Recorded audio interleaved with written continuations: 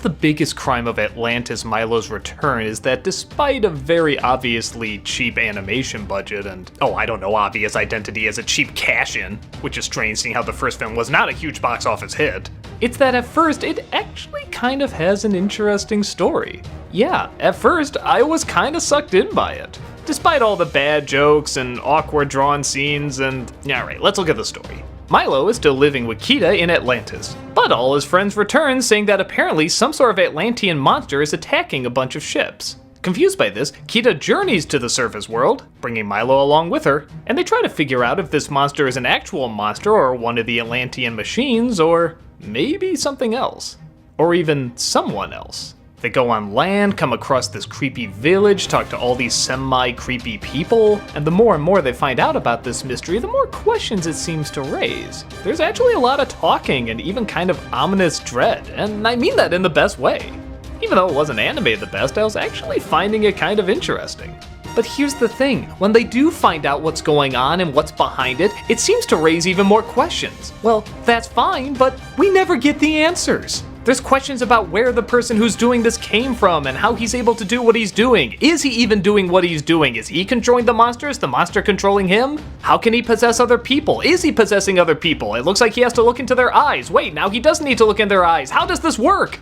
And just as it's getting interesting, they completely drop the story. Yeah, they defeat the bad guy, and then they go to a completely different story. Now it takes place in the Wild West, and there are these wind coyotes, and, some guy's shit is stolen, and they have to get it back, but there's this Native American who can control the wind coyotes, and it somehow connects to the Atlantean stuff. But it doesn't stop there. It then goes to another story where this crazy guy thinks he's Odin and he steals this spear that has Atlantean technology, which actually kind of makes him Odin now. And he confuses Kita for his daughter, Brunhilde, and shit, this is just another pilot for a TV show, isn't it? That explains why the animation looks this way and why all the stories don't really connect that well. Damn it! At least with Tarzan and Jane, I knew it was gonna be a pilot to a TV show. This tried harder and fooled me into thinking it was gonna be something that tries hard throughout the whole thing. I guess it does technically have an ending, and yeah, actually the ending's not that bad. It even kind of retcons the ending of the first film, but it's weird. When you see the choice she makes, you understand her reasoning, but there's also like a ton of dangers that happen throughout this film to go against her reasoning too. I'm not saying what happens is the wrong choice, I'm saying they never explain the actual dangers that could come along with it, and that's very important to address.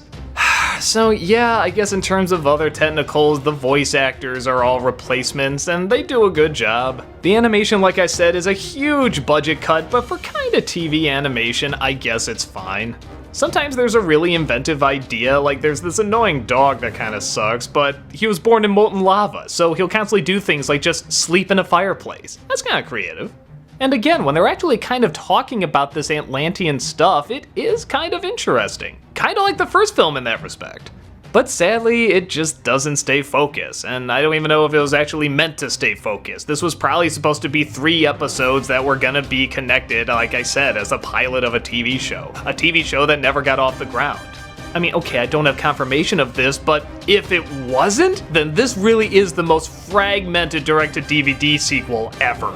So I guess it's not awful, it's just not needed and not that interesting through the majority of it. Like I said, with the exception of that first third. But even then, that's not great, it's just telling an interesting story that never really has any conclusion or answers. I guess if you really liked the first Atlantis movie and you just want to see a little bit more of the technology, world, and ideas, you'll get hints of it here. But if you're looking for something more, this is something that should definitely stay sunk.